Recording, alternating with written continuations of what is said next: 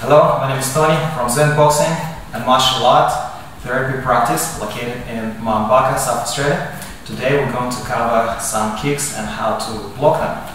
Now, the most important thing about the kicks is understanding when you throw the kicks and why you're throwing the kicks. Today we're going to cover a specific kick that you can use from the long range for the purpose of power.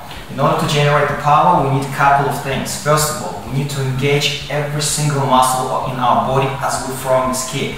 In order to do this, we start with a 50% stance. Make sure the weight is evenly distributed. As we're throwing the kick, we transfer the weight from the back foot to the front by driving off the back leg, getting all the weight on the front foot, and then pivoting the hip into the kick. Okay? Now from here, that's what it looks like. Driving off the back foot, pivoting, rotating all the way around. Now, if you kick and the person moves the leg out of the way, you miss, you should be able, because you're generating so much momentum, so much acceleration, you should be able to spin around. If you're dropping here after the kick, then you're using a different type of kick, which we'll cover next time. So for the power kick, you need the full body engagement. The power is mass times acceleration. So we generate acceleration by pivoting off on the front leg, engaging our core, pushing off, rotating our hip in and pushing off the back foot, and spinning all the way around back to the fighting stance. Now, again, from here, push, spin around. We use the arm on the same side of the kicking leg as a counterbalance. So as you kick, don't keep your hand here, make sure you drop it and pivot with this. So arm comes from the opposite side of the kicking leg, comes down, that allows for extra balance to help you with the rotation. Make sure that you don't crouch down or lean too much forward. Why is that important? If I'm here and I kick and my face is still here, I'm just within the punching range. And a lot of people will actually sacrifice, so if you kick this, sacrifice taking this kick so they can land the punch. So make sure as you kick, make sure you lean away from this kick. Kick please. So this way, you cannot be reached by your opponent. Next thing, another hand, make sure it stays up here as well. Because if he kicks me, if I step around and I throw a counter kick and your hand is up, a lot of people that kick like this, they chicken wing themselves on the opposite side, or they completely drop the hands down, exposing the opposite side of the rib. So make sure one hand is tight, attached to your rib cage, another one drops down, helps with the pivoting, leave the body away from the kicking leg for extra balance.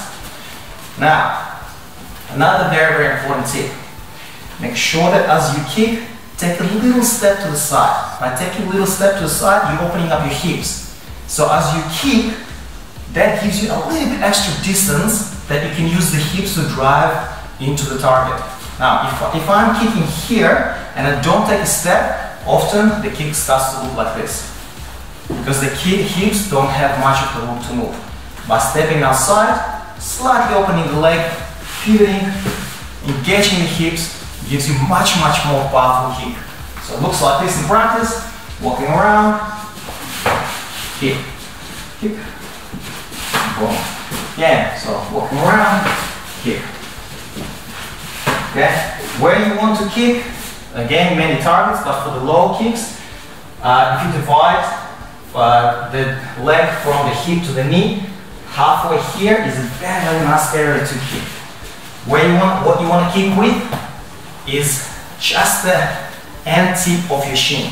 Make sure you don't kick with your, what you call this, foot area, because it's too flat. And if you kick here, it's not enough cutting in, or the bone is not cutting in, it's your flat foot that's connecting with the target. If you get the range wrong, that's why we're talking about using it as a long range weapon. If you get the range wrong, long range wrong, and you step in, the kick will land next to the knee. The problem with that is that you didn't have enough distance, the leg didn't travel enough distance in order to generate sufficient amount of power to connect with the target.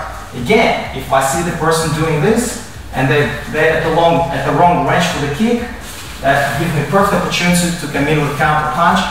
I prefer to wear that type of weak kick on my leg and deliver a punch than try to run away from that. So make sure that range for this kick is right.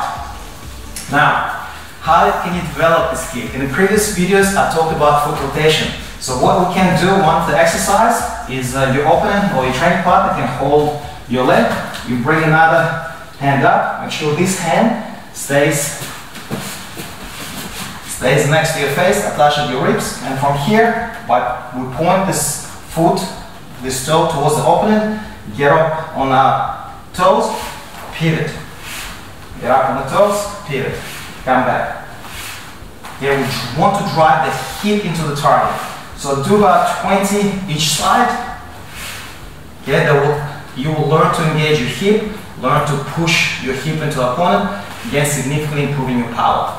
Another thing you can do is from here, keep your hands up, and the opponent, your training partner, can move you around. So he moves in different directions. So what you're learning to do is to keep the balance on your leg in all different directions, which is again very, very important. A lot of people can do two leg squats, but the moment you put them on one leg, lose the balance. In addition, from here, you can start imitating punches. A very, very good exercise to help you to develop balance, as well as to strengthen your calves and move around while being on one leg. Because a lot of times when you throw the kick, the opponent can move a little bit out of the range. You might need to do a little shuffle. So for example, if I'm here and I'm going to throw the kick and he moves, I can do a little shuffle on the leg that I'm standing in order to close the distance rapidly and finish the kick as well. So it might look something like this. We're here, I go for the kick, he moves, boom. Very, very important to learn to develop balance on the opposite legs. Again, make sure start with the 50-50, transition the weight to the leg, the opposite leg, push off with the leg that you're going to be kicking with, use the opposite hand to drop down, spin around to finish off the kick. Next time, we'll talk a little bit about how to use different defense strategies to block those kicks. Make sure that if you have to wear this kick, I'll show you how to wear it correctly, how to protect yourself from the kicks as well. Again, my name is Tony from Zen Boxing, and if you have any question, leave the comments below and send me a message. Till next time.